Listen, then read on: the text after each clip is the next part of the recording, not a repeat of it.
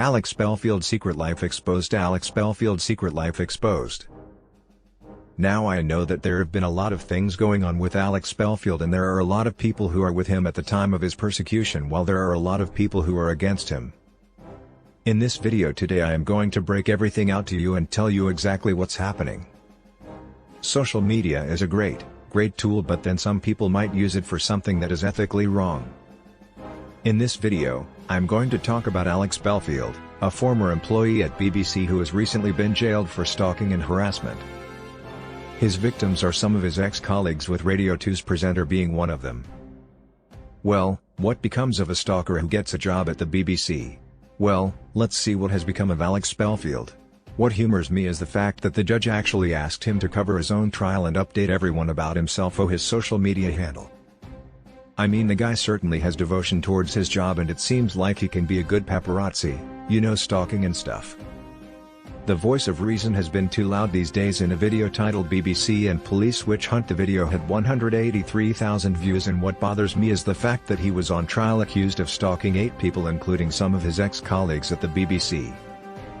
The court said that Alex had repeatedly exposed them to hatred as a result of his social media activity. But if I think it is very uncanny, I mean, who reports on their own case? Belfield was found guilty of 4 stalking offenses while the other 4 were cleared. Even today his reports attract a lot of comments and views. The tricky part here is that Alex is just exercising his right to speech, and the jury cannot prohibit that. Being a reporter working on his own channel, he can talk about anything, which distresses the victims even more.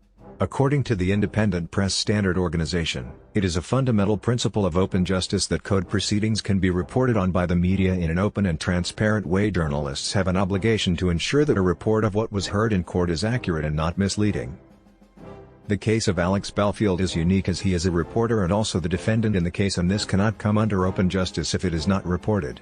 While it could be an attack on the justice system, open justice should promote a fine balance, and I think that the Parliament will be very slow to interfere. If the reports are factual, then there should be no problem.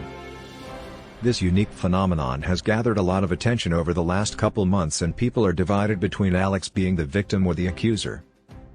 Closely watching the trial, I was a bit curious about how Alex Belfield would react to this trial.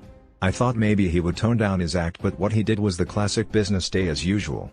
These days he has turned off comments on his post restricting anyone to have their own thoughts shared. He made claims that he was going to sue the BBC, among a lot of other things.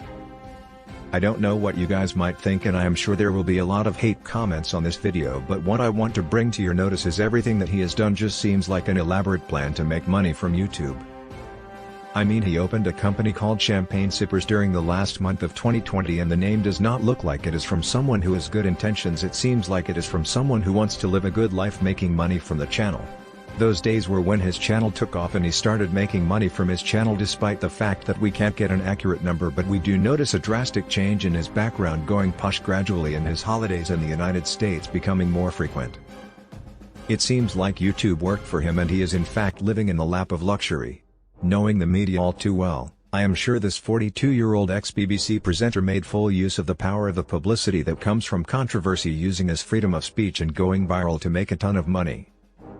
To me, he is just an elaborate liar, creating controversies to get views and make money, to sip champagne and live life large. But now that he is behind the bars, I don't think it's the kind of bar where they serve champagne. Thank you so much for watching. Subscribe for more.